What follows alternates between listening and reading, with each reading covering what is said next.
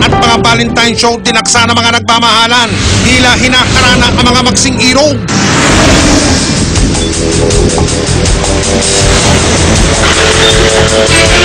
Nakatanggap ng impormasyon ng investigador.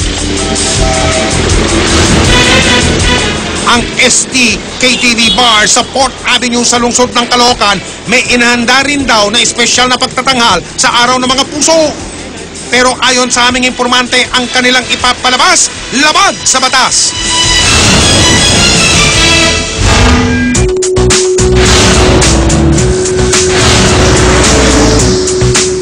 News and Public Affairs because they receive... Ipinagbigay alam namin sa National Bureau of Investigation ang plano ng ST KTV Bar. The sexual play, which will be monitored ng infrared camera. Isang operasyon ang mabilis na ikinasa.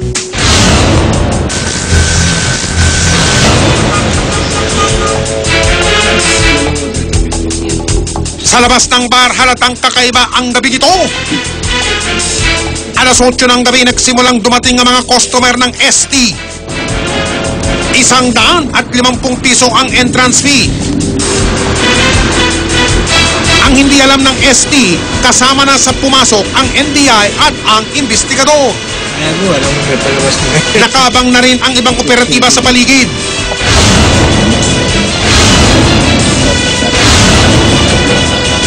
Sa loob, mga babaeng may makukulay na kasuotan ng tumambad sa amin. Wholesome naman pala eh.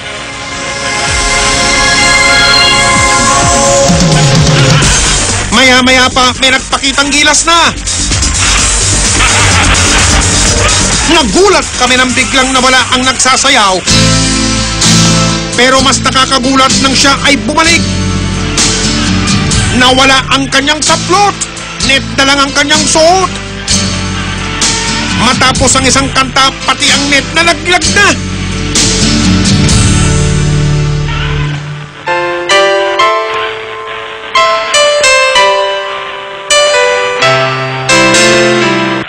Mas matindi ang sumunod na dance number. Pag ibaba lang ang kanyang suot, hataw siya sa pag-ikot at pagkembot.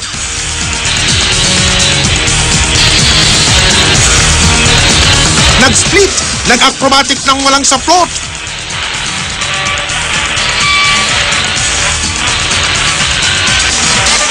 Nang mag-iba ang kanta, in-entertain naman ng babae ang mga bisita.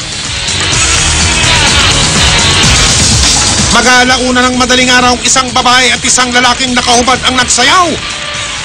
Maya-maya pa, nakahiga na sila. Naku po, ang main event sa gabing ito, turuhan pala. Sa puntong ito, ibinigay na ang senya sa NBI. Go, go, go,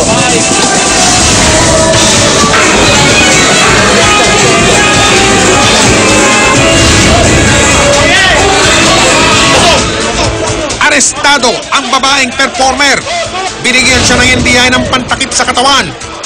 Ang lalaki naman nagtago sa bodega, pero nakita pa rin siya ng NBI. Labas! Puputongin na, labas! Hindi niya malaman kung ano ang gagawin. Walang pinayagang lumabas ang NBI. Kailangan nilang masiguro kung sino ang mga tauhan ng ST.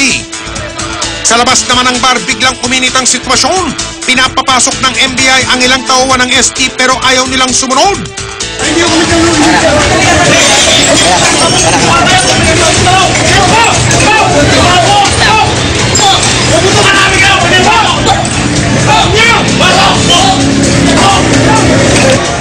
Mabilis ding humupa ang tensyon.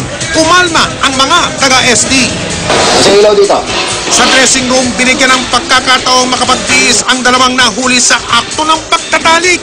Kinuha ng NBI ang naiwan nilang damit sa entablado para gamiting ebidensya. Ilang sandali pa, pinalabas na ng NBI ang mga customer. Ang mga tauhan naman ng bar, isinama ng NBI.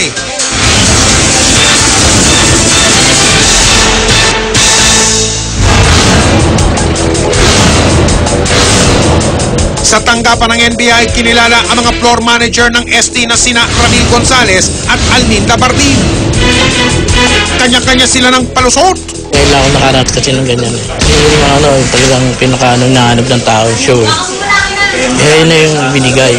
Alam ko po rin pong bawal, pero kahirapan din po ng buhay. Na naghanap po ako ng trabaho, kaya hindi ko rin po alam namin na ganun. Kasi first time ko pong nakakita ng ganun. Nakilala rin namin ang mga naarestong nagtatalik. Itatago namin sila sa mga pangalang Nante at Raisa. 25 taong gulang si Nante, may asawa at isang anak. 20 taong gulang naman ang dalagang si Raisa. Kahirapan daw ang nagtulak sa kanila sa ganitong gawain. Ipinaliwanag din nila ang nararamdaman na may nanonood habang sila ay nagtatalik. Baba, tsaka hiya. Galing kita yung pera. Hindi ka kailangan makaksaya ng maraming oras. Minuto lang. Iniisip ko lang trabaho lang. Kailangan ko kumita ng pera. Hindi ako natatakot. Natakot ako nung pumasok kayo.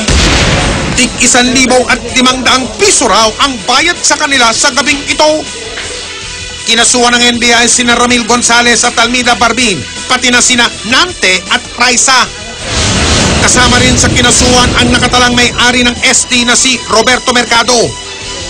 Sinikap namin siyang hanapin para hinga ng pahayag pero hindi namin siya nakita. Ang ikinaso namin sa kanila ay ang violation ng Article 201 ng Revised Penal Code, immoral doctrine, obscene publication and exhibitions and indecent shows. This offense carries with it a penalty of 6 years and 1 day to 12 years of imprisonment.